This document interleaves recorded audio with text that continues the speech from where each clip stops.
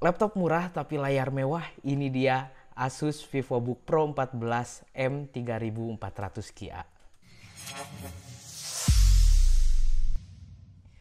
Yo, halo guys, welcome back again to Mas Nan Tekno. Jadi kali ini kita bakalan bahas laptop dengan panel layar OLED yang harganya sangat terjangkau. Jadi ini adalah Asus VivoBook Pro 14 M3400 Ki. Nah, jadi laptop ini sudah dibekali dengan prosesor AMD Ryzen 5 5000 series. Nah, tapi sebelum kita masuk ke spesifikasi lengkapnya, kita bakalan bahas soal desain terlebih dahulu. Nah, jadi laptop ini yang kami pegang saat ini adalah varian warna Cosmos Blue. Nah, bagi saya desain ini bisa banyak yang suka dan bisa juga ada yang tidak suka. Nah, tapi buat teman-teman yang mungkin kurang suka dengan varian yang ini, Asus juga nyediain satu warna lagi, yaitu Solar Silver. Nah, jadi untuk varian yang kita pegang ini, di bagian depannya sini teman-teman bisa lihat di sini ada list aksen berwarna hijau stabilo, dan kemudian untuk tulisan Asus VivoBook-nya ini bagi saya ini sangat mewah banget karena di emboss keluar dan nge-highlight banget tulisan Asus VivoBook-nya ini. Nah, oke, selain itu bagian bawahnya. Nah, bagian bawah dari laptop ini teman-teman bisa lihat, ini jujur saya suka banget. Ini luar biasa elegan dengan material aluminium. Jadi ini desainnya udah ganteng banget untuk yang bagian bawahnya. Kemudian sekarang kita bahas port yang ada di sebelah kiri. Nah, untuk yang di sebelah kiri ini ada dua buah USB 2.0 dan kemudian ada micro SD card reader. Nah, sementara untuk yang di sebelah kanan, di sini ada port DC in, yang mana port DC in ini biasanya ada di sebelah kiri kalau laptop Asus, tapi kali ini ada di sebelah kanan. Kemudian ada satu buah USB 3.2 Gen 2. Jadi ini udah cepet banget. Kemudian ada HDMI 1.4 dan ada 3,5 mm audio combo jack. Itu aja untuk di bagian portnya. Kemudian sekarang kita akan bahas mengenai ukuran dari laptop ini. Nah, jadi untuk laptop ini ukurannya sendiri memiliki panjang 31,58 cm dengan lebar 22,63 cm. Dan untuk ketebalan laptop ini sangat tipis banget. Kalau teman-teman lihat ini tipis karena tebalnya ini cuma 1,92 cm. Dan bobot. Nah, ini laptop kecil, ringan, dan untuk bobotnya sendiri di sini hanya 1,4 kg. Jadi ini untuk dibawa kemana-mana, ini laptop udah enak banget. Nah, sekarang kita akan bahas untuk layarnya. Ini yang spesial dari laptop ini, yaitu bagian layar. Nah, untuk layarnya sendiri meskipun ini ukuran laptopnya kecil, tapi untuk ukuran layarnya di sini sebesar 14 inch. Jadi udah lega banget, dan uniknya di sini untuk rasionya, aspek rasionya itu ada di angka 16:10 dengan resolusi 2K. Jadi 2880 kali 1800 pixel. Nah, kemudian laptop ini sudah dilengkapi dengan panel layar OLED. Nah, kalau teman-teman nyobain panel layar OLED itu bakal susah untuk pindah ke panel layar lain karena di sini bener-bener ngasih experience yang luar biasa banget. Jadi layarnya ini cocok banget buat teman-teman pakai untuk produktivitas tingkat tinggi. Misalkan teman-teman sering desain, kemudian editing. Nah, laptop ini punya color gamut yang luar biasa bagus, yaitu dengan 100% DCI-P3, kemudian sudah VESA certified dan udah Pantone validated. Jadi kalau misalkan teman-teman pakai layar ini untuk produktivitas tinggi, laptop ini cocok banget. Dan yang lebih spesialnya lagi di sini refresh rate layarnya itu sudah sebesar 90 Hz. Jadi ini udah enak banget untuk dipakai sehari-hari. Sekarang kita akan bahas dulu mengenai mesin yang dipakai di sini, yaitu untuk prosesornya sendiri di sini pakai AMD Ryzen 5 5600H Mobile, yang mana di sini sudah dilengkapi dengan 6 core, kemudian 12 thread, dan untuk speednya sendiri up to 4,2 GHz. Jadi ini udah cepet banget. Untuk skor Cinebench-nya sendiri untuk tes multicore mendapatkan nilai 8.300 poin. Dan single core-nya sendiri ada di angka 1.284 poin. Yang mana performa dari prosesor ini gak bisa diraguin lagi, ini udah cepet banget.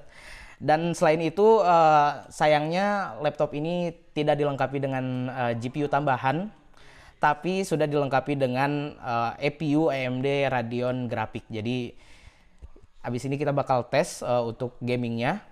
Dan untuk memorinya sendiri, memori RAM di sini sudah dilengkapi dengan konfigurasi 8 GB untuk unit yang kita pegang saat ini dengan menggunakan DDR4 onboard. Jadi ini sayangnya udah nggak bisa di-upgrade lagi. Nah, kemudian untuk penyimpanannya, di sini penyimpanannya ada di 512 GB yaitu dan udah pakai M.2 NVMe yang mana ini udah kenceng banget kalau misalkan kita pakai untuk keperluan sehari-hari. Nah, dan ini adalah klip saat kita tes untuk gaming. Pertama kita coba tes gaming Valorant dengan resolusi 1080p di settingan low. Jadi kita dapat average FPS di angka 100 dan ini cocok banget. Dan dengan ini bisa memaksimalkan layar dari laptop ini yang mana layarnya punya 90 Hz. Jadi ini bisa memaksimalkan performa dari layarnya.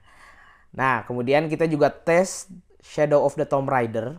Di sini kita pakai settingan low dengan resolusi 720p karena ini game berat.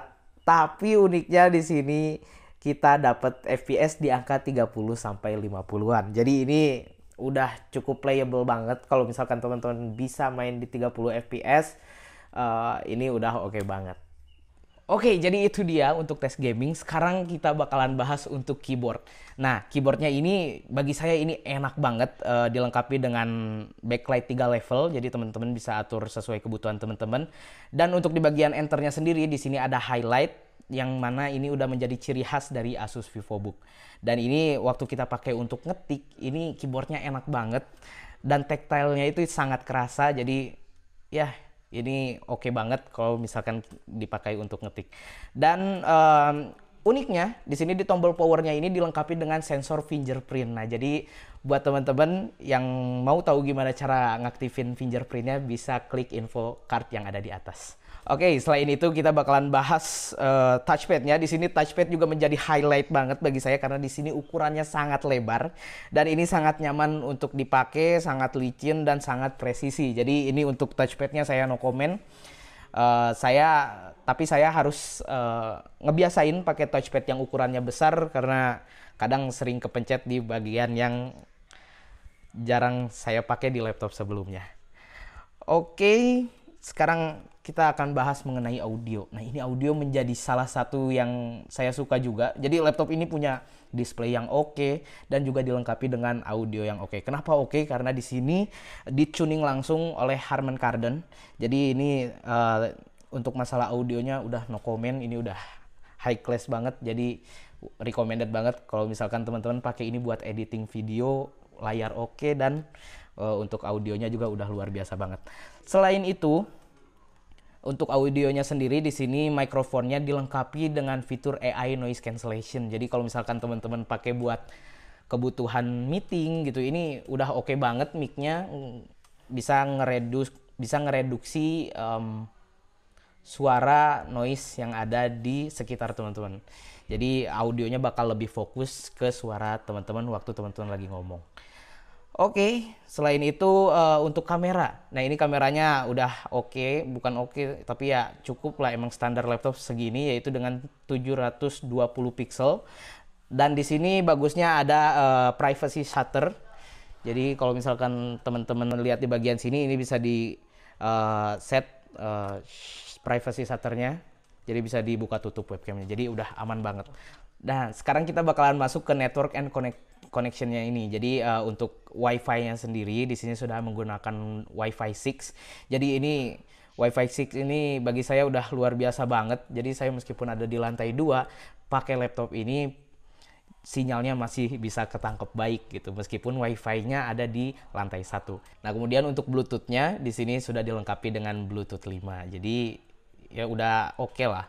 Nah, kemudian untuk baterai. Nah, di sini baterainya sendiri sudah dilengkapi dengan baterai sebesar 50 watt hour. Dan ini waktu saya pakai di kegiatan sehari-hari gitu, yang mulai dari kegiatan berat sampai normal itu baterainya ini tahan sampai 6 jam penggunaan. Nah, jadi 6 jam itu teman-teman nggak langsung 0%, enggak, tapi masih ada di range 20%.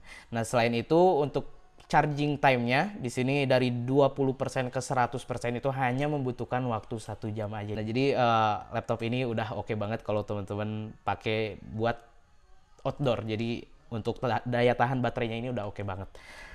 Nah, kemudian untuk di paket penjualannya dapat apa aja sih gitu kan. Jadi kalau misalkan teman-teman beli laptop ini, teman-teman udah dapat Windows 11 Home Original serta dilengkapi dengan Office Home and Student 2021. Jadi teman-teman udah tinggal pakai aja kalau misalkan beli laptop Asus. Dan bagi teman-teman yang penasaran gimana sih cara aktivasi Office Home and Student, teman-teman bisa klik info card yang ada di pojok kiri. Nah, sekarang kita masuk ke harganya. Jadi laptop Asus VivoBook Pro 14 OLED M3400 Ki ini dibanderol dengan harga Rp11.299. Nah, kalau misalkan teman-teman berminat, teman-teman bisa klik link yang ada di deskripsi. Nah, kesimpulannya, laptop ini bagi saya ini worth it banget gitu kan. Punya layar yang keren banget, kemudian audionya juga udah mantep banget. Jadi buat teman-teman pakai produktivitas tinggi ini cocok banget karena CPU-nya juga bukan main-main. Dan untuk teman-teman yang berkecimpung di dunia editing, ini laptop bagi saya udah worth it banget karena ya layarnya bikin saya gagal move on untuk balik ke layar saya yang sebelumnya yang belum panel OLED. Dan ya, ini laptop worth it banget. Itu aja review dari laptop Asus VivoBook Pro 14M 3400 Ki. Jangan lupa klik tombol like, jangan lupa klik tombol subscribe juga. See you at the next video. Bye bye.